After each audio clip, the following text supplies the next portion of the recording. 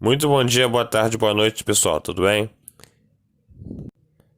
Sejam muito bem-vindos ao canal do Pedrógrafo. Estamos fazendo a prova do SpaceX de Geografia de 2011 e estamos na questão 4, que diz o seguinte: nas áreas urbanas, em média, a precipitação anual é de 5% superior e o número de dias de chuva é 10% maior do que nas áreas rurais adjacentes.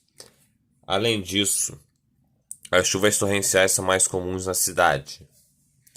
O fenômeno descrito acima deve-se a alguns fatores comuns às grandes cidades, dentre os quais pode ser citado.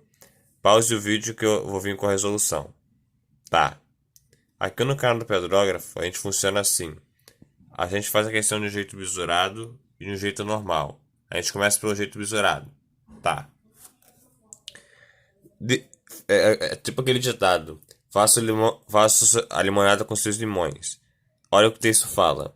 Nas áreas urbanas, ou seja, cidade, a precipitação anual é 5% superior e o número de dias de chuva é 10% maior do que nas áreas rurais adjacentes.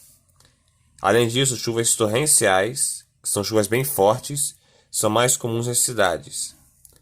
Aí você pensa o seguinte: poxa, como é que isso pode acontecer? Porque a cidade é um local quente, a cidade é um local cheio de concreto, cheio de prédio. Os prédios, como eles são de concreto, quando o sol bate, eles ficam muito quentes. E ainda tem os carros, o trânsito, que é muito acúmulo de CO2.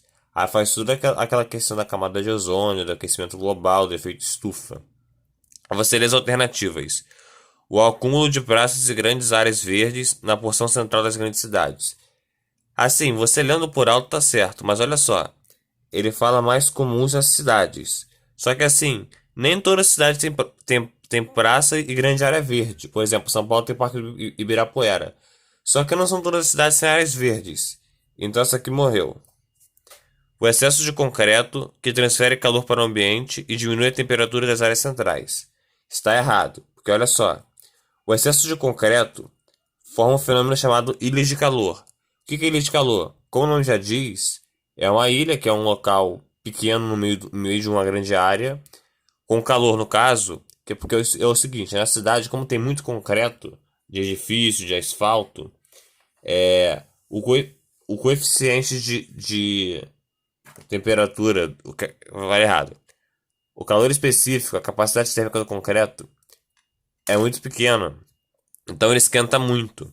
E o fato de esquentar faz com que a cidade seja muito quente comparada a outros locais. Por exemplo, quando você vai para a praia é mais fresca, ou você vai para um local com mais natureza, mais verde, ele é mais fresco. Por quê? Porque não tem concreto. A umidade está lá, a umidade ela é captada pela natureza e as árvores elas põem a umidade de volta, bombeando água.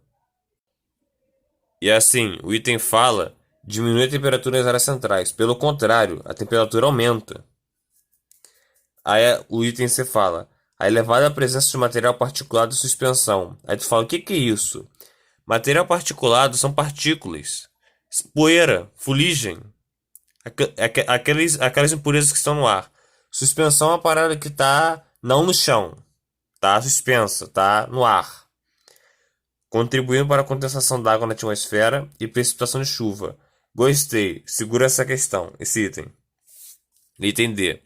A elevada evapotranspiração nas cidades, especialmente em áreas de canais e esgotos. Hã? Evapotranspiração? Você vê esse nome. Transpiração é o suor. E é exatamente isso que acontece na natureza. O que é evapotranspiração? É quando o solo, entre aspas, soa, libera água, e as árvores soam, liberando água.